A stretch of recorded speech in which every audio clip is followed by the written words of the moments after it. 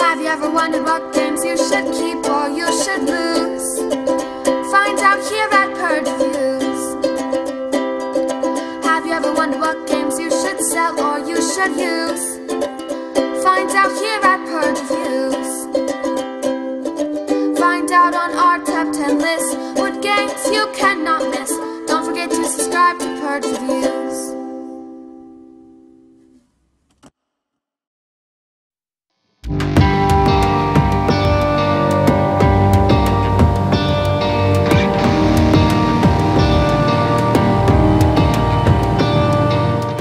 The Hunger Games, District 12, a game of strategy. I played quite a few of these Hunger Games games. I played a lot of them. I don't think I played all of them. This is by far the best one. This is my favorite. This is actually a legitimate board game, and it plays rather quickly. I played it mostly 4-player. It says 14 and up, well, 30 minutes. And that's about right. I think a half an hour is about good. And that's a good time for this game. The mechanic of the glass ball, and that's what this game is going to be centered around, is all you're trying to do is get the 6 cards that are worth the most, and you're going to be drawing cards and trading up. And every so often you have to give away a card, or multiple cards. And if you don't, you put one of your colors into the glass ball. And at the end of the game, you're going to shuffle all those glass balls, and whoever card is drawn is going to lose the game. You cannot win despite having the most points. It doesn't matter. You're going to lose. Now, you could put no cards in there, and you could lose, because everybody starts with 1 card. And the luck of the draw just sucks, you lost. And you have to be okay with that in this game. It fits the theme really well. I see what they're going for. You're trying to survive by getting fuel and clothing and food. But just like in the books and the movie, you know, if you want extra favors, you have to put into the ball that they draw the names out of, the children. So, I mean, if you play the best game, are you okay with losing on a random draw? But that might have been, and most likely would have been, because you put the most cards in the glass ball. I think theoretically you can go the whole game without putting any cards in there. I think it's definitely possible. I don't know that you would win the game that way. I mean, it's possible, I suppose, but I don't think it's probable, because you need to be able to hold on. I don't think you're getting enough cards that you're able to give them up and keep them. And sometimes you're going to be drawing down to 6 anyway, so you just need to be strategic. It's not always getting the highest card. Sometimes you need those ones that you can just get rid of. I like this game, and I thought it was fun for what it was. I don't think it's going to shock the world. It didn't shock the world. I don't think it's going to go down as one of the greatest games ever. But for a 30-minute game, if it was just the worker placement part, I don't know that it's that strong. But it was, at the end of the game, you're only going to be able to play 6 cards. You need those 6 cards to be the highest scoring possible that you can get. But then you have that lucky draw thing that's going to happen. I just found it neat. I thought it fit the theme. I thought they did a really good job of designing this. One of the designers, I think, was Kevin Wilson. I think that's right. I could be wrong. But I felt like this game had some polish that you don't see from a lot of mass market games. And I liked it. It's not, like I said, it's not going to be the strategy game that they advertise it to be. And it probably is for non-gamers. People who'd buy this at a Barnes & Noble or a Toys R Us or at a Best Buy.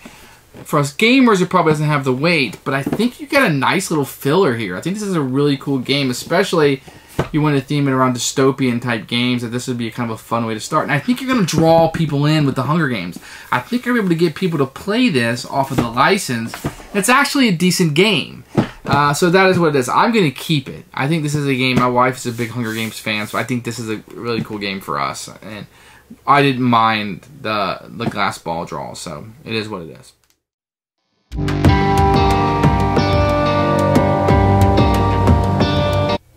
Here's the box for the Hunger Games District 12. Now, I reviewed a few of these games, and this, I believe, is one of the last ones that I have. You have Katniss Everdeen on the front.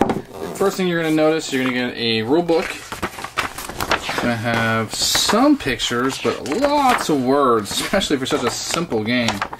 You're going to be using this a lot. This is fantastic. You're going to have a board. It's actually quite small on the table. Very small board. One of the smallest I don't know. It's very user-friendly. This is really small. And you're going to use the rule book a lot instead of this, I think. But it's just weird. It's just on the table, just how small it is. It's a worker placement game. So, and you're going to have an oversized box. This thing is huge, mostly because I didn't want to fold the board up. You're going to get a number of resource cards that you'll see here. They all have the same back, very small. And then this signifies that's a starter card, but otherwise it's just very generic looking. The only thing that really matters is the type and the number on them. They all kind of look the same, but very bland artwork. The quality's okay, but the artwork is just not that great. Then we're going to get a number of these Katniss Everdeen cards in their color, and they're all exactly the same. This is what you'll be putting into the reopening, and the only difference is the color on the front. If you're colorblind, I don't know if there's any help for you here, but then you get a number of special cards. These are going to be the same in all games. You will use each one for the game, so there's not a lot of variety. Then you have some character cards that you'll start out with. There's Prim. You can be... It's interesting, there's Peeta, a nice photo from the movie. Gale with a nice photo of the movie. And then somebody gets to be Greasy Say, who does not get a picture. So, I don't know. And these are end of game scoring, the rest of them. And you're going to get a number of tokens that will come in here. And these are some that would be used if you're playing 2 or 3 players.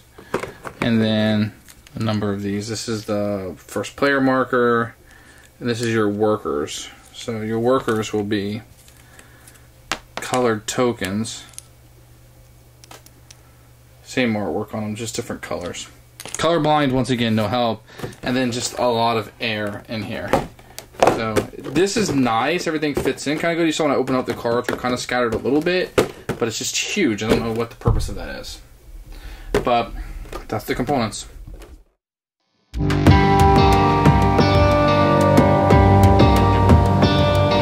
The rules are super clear in this game. I didn't have any problems understanding it. In addition, on the board, it's going to tell you exactly what each location does, which you don't see in a lot of strategy games that board gamers will play, but it was really nice in a gateway game for that to happen, so we didn't have to memorize it. The players that you are, it was kind of weird that 3 of them were main characters, or at least semi-main characters in the movie, and then you had 1 that had no picture. That was kind of weird. But overall, the rules were really good. I didn't have any problems. I think that was super clear. And they were short, which is nice for a gateway game like this. So, A+. Okay,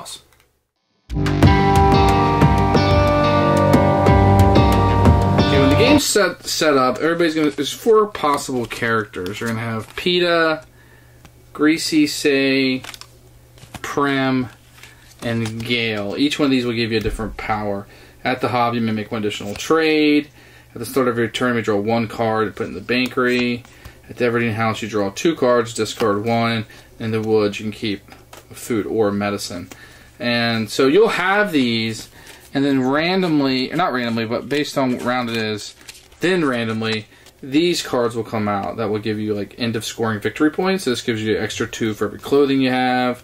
During scoring for foods worth 3 or now worth or 2+. Food worth 2 is worth 1+.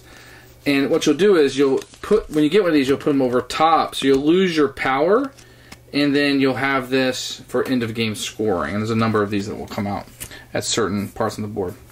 Okay, let me see if I can show you the board here. This is pretty much what you have. So it's a worker placement game, and you're going to put a worker. This is your worker. You place this out on the board wherever you want to go. Now, there's some spaces here to mark off. You know, this is only using a 4-player game, only using a 3-player game. But let me tell you about the areas of the board first. So what you have up here is 2 spaces for the bakery. If you put a worker in the bakery, you take all of the cards in this slot. If you put it here, you would take all the cards in that slot. And these will be added throughout the game, more and more cards. And I'll skip over here to the discard pile. This is where all the cards will be discarded. If you go here, you go through the discard pile, you take a card, and then you discard a card. If you go here in the hob, it doesn't matter which one you go to. If you go here, it's this pile. If you go here, it's this pile. You look through this deck, take whatever card you want, take it. You get to look at them. And then you take the card that you want. Say I want clothing. And then you put this back and you discard a card from your hand back there. If you go here, You draw 3 cards off the top. You show them to everybody. 1, 2, 3. If there's any food, you can take it. Here's a food. I would take this, and then the other 2 would go back in the discard pile. And I would get to keep the food. As you go to the Everdeen house, you get to draw 1 card off the top, and you get to add this to your hand. Why are you adding cards to your hand? Well, let me start out by saying this. At the beginning of the game, each player is going to put 1 card in the glass ball. So everybody's going to have 1 card in the glass ball. As the game progresses, the game's going to be 12 rounds. All this is the end of game scoring. So things are going to happen. So you're going to add cards to the bakery, add cards to the hob, add cards to the bakery, add cards to the hob. When you get to the 4th, 7th, 10th, and the end, you're going to have to give up resources. So let me see if I can zoom in here. So here, you have to give up 1 food. If you don't give up 1 food, then you have to add a card to the glass ball. So you would take another one of your cards and you would add it to the glass ball. And that's always a choice. If you have a food, you could choose not. Because if you have a food that's worth 1, well, maybe you want to give this up. But if you had a food that was worth, you had to give a medicine, this one's worth 3, you might not want to give it up. And you can add more cards to the glass ball. I'll get back to that. And that's going to happen progressively through the game where players are going to change. You have to discard down to 6 cards, and you have to give up things. At the end, you have to give up 1 of everything or put in the end. At the end of the game, all the cards in the glass ball will be shuffled up. However you choose to shuffle, and you will choose one. Blue cannot win the game. They've been elected to go to the Hunger Games, so blue cannot win. They are now going into the Hunger Games. So there'll be times where, for scoring purposes, you could keep more cards in your hand or better scoring cards, and throw a card in the glass ball. But if you do, you have a better chance of being selected as a tribute into the Hunger Games. So some people are going to like this and not like this. There's a little bit of random to it, but there is a chance of you putting more cards in there. Or you could never put a card in there and still be selected because everybody starts the game out with 1. One interesting thing about the game is if you go here and use this action, then you have to go to another area. Your workers don't come off. So if I go here and take a card here, next time I have to go somewhere else. I neglected to talk about the Justice Department. What it does, if you go here, you can discard a card from your hand and then swap places on the board. So even if somebody is somewhere else you want to be, this is a place you can go to go anywhere you want. And you just go through trying to get these cards. Now, at the end of the game, after you find out who lost, you have to discard down to 6. So your 6 best cards are the only ones that are going to be scoring. So sometimes you'll want to swap cards out, like this Fuel 1. Maybe if you go to the Hob, because you want to get a higher card. So maybe I'd swap this Fuel 1 for this Fuel 2. It's only a net of 1 point, but I might need that. So, but getting 1 card isn't terrible because sometimes during the game you have to give up cards. So let me go through a turn really quickly to kind of reiterate what's going on here. The first round, nothing happens. I'd put a worker down here, let's say, and I would draw a card. And then maybe blue would do this and take all the cards that are there. And then yellow would go here. He would pick 1 card from the discard pile, and then he would, let me pretend like he has a hand. He would discard a card there, keeping this card. So on the next round, we would move this up and do what it says here, which is add a card here and to the bakery, and then add 2 to the hobs, each side of the hobs. And I can move this red over here and go through these cards. Taking 1. You don't always want the highest. It depends on what you're looking for. And I got to discard a card back in here and put this down. And that just continues for the whole game. When you get to the end, you pay your resources, and then you draw the glass ball. That person will lose, and you count up your victory points on your 6 best cards. And that is the Hunger Games.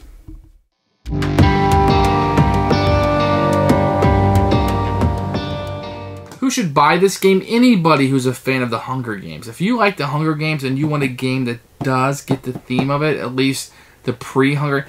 It's weird. Hunger Games, the movie, the book, but not the Hunger Games themselves. It's like the part leading up to it, if that makes any sense. Like, their struggle to not be in the Hunger Games. It's kind of weird, but I felt like it hit it pretty hard, and I like the idea of this is building up to the draw, which is pretty neat. So, Hunger Game fans will like this. I think anybody who's wanted to maybe try out a strategy game but wants a lighter one. And the theme may pull you in. You know, maybe Ticket to Ride is a better gateway game, but this theme is going to draw people in the way trains aren't going to. And you might get a couple people who might play this with you that might not play something. Like, oh, that's a neat game. What other games do you have? You know, and that kind of thing. So this game could be used for that. I think the Harry Potter game that came out, I reviewed, one of my first written reviews, was like that for me. Maybe I should do a video review of that soon. But it's a licensed game that actually has a game in the box. Perhaps not the best game, but a game, and it's not a bad game, which is fantastic. So this is actually probably a pretty good game. I'd probably give this a 6 or a 7 on the Geek rating. I don't usually do that in my reviews, but I mean, I want to kind of put this in perspective. This is not just mass market crap. And this is going to be a keeper for me. Hunger Games District 12.